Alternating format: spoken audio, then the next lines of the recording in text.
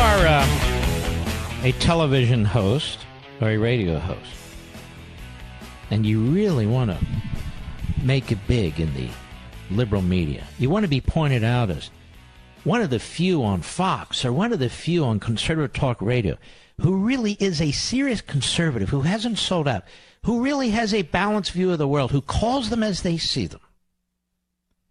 You start trashing Trump. You go back to the old points about morality and his tweeting and the way he presents himself and what he says and whether he's a liar and on and on and on. Then you get a pat on the head and you're very, very happy. I find most of these people self-serving, narcissistic morons. If Donald Trump wasn't president, let's say the name of the president is Ernie Grabotsky, and this was happening to Ernie Grabotsky, I would be fighting just as hard. I'd be speaking just as forcibly. Because in the end, it's not even about Donald Trump. It's about your Constitution. It's about your republic. It's about your franchise. You really have to be deaf, dumb, and blind not to see what's been going on from day one. The attempt to oust this president, to set the predicates for ousting this president, to unleash criminal investigators against this president and his family and his staff. The daily drumbeat by the Praetorian Guard progressive media. We're not stupid, you and I. We see it. It's going on every day. We even reach a point where we have to turn it off. And so in the midst of this, you have individuals who see this as an opportunity to promote themselves and their own careers and to stroke their egos in the media business. So you can rip Trump, you see, for his morality. Or rip Trump as a liar. Or rip Trump for this, that, or the other thing. But it's not about Trump. Could be anyone. I remember Iran-Contra. They used different reasons to try and take out that president. One of the greatest presidents in American history. See, the way I see it, the Constitution's worth fighting for. The rule of law is worth fighting for. The franchise, where people made a decision in the last election, is worth fighting for. And from a political perspective, many, if not most, of the policies the president has been implementing are worth fighting for. All of it can be lost. I'm not interested in a nice story in the New York Times or the Washington Post or a pat on the head by Joe Scarborough or all the rest. They can all go to hell. The New York Times committed a sin from which it can never recover.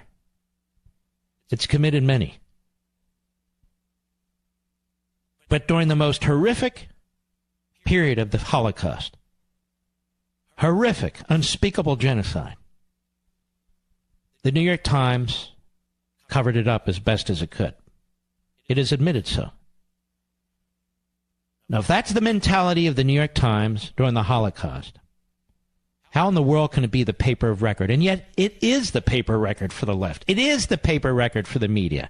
And we have some quislings within the conservative movement who seek desperately to be recognized by the New York Times in some kind of a write-up, or the Washington Post for that matter. That media, the progressive media, will only use these people to the extent that these people attack the targets that the New York Times and the rest of them have also targeted. Otherwise, they're absolutely meaningless to the New York Times or Meet the Press or any of the rest. The only time I've been invited on Meet the Press or some of these other shows, I can't remember. We've invited on a lot of them, haven't we, Rich? Was when I was critical of Republican leadership in the House and in the Senate, critical of their spending, critical of a number. Then they wanted to hear from me. They don't want to hear from me today. Are you kidding? They're all on Lanny Davis. Or these phony law professors. Or the others. Some member of Congress who provides them with an interview spouting what they want to hear.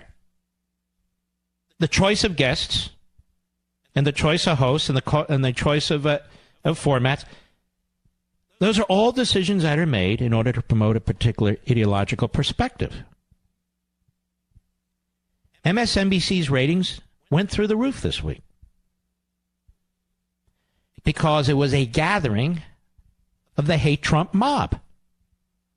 They know to gather at MSNBC. CNN is very jealous of this. CNN tried news, it wasn't working, and now they're trying to mimic MSNBC. The problem is there already is an MSNBC. There's no place for CNN. CNN ought to fold its tent and go away. Save us some light bulbs, electricity, fresh water, a carbon footprint here and there. But they won't. But MSNBC's ratings go through the roof. The more radical and outrageous those hosts and their guests become. And so now they push impeachment. Why? They'll get their ratings up, plus they believe in it. Impeachment is not a tool to remove or cripple a president with whom you disagree. There must be serious abuses of power while the president is president. There have been no serious abuses of power. None. He's followed all the court orders. He's challenged them, but he's followed them. He's followed all statutory law. He's not only followed the Constitution, he's trying to protect the office of the presidency from those who won't follow the Constitution. He's trying to implement existing immigration laws and secure the border. He's trying to build a border fence, but they won't let him. He has pushed spending to strengthen the United States military in order to protect the people of the United States. He hasn't done anything to violate the law. He hasn't done anything to violate the Constitution. Quite the contrary. He's trying to implement the law and defend the Constitution. And you know what, ladies and gentlemen, at bottom, that's one of the reasons they want to get rid of him. They like the good old days of Barack, Milhouse, Benito Obama, and presidential fiats. I'll be right back.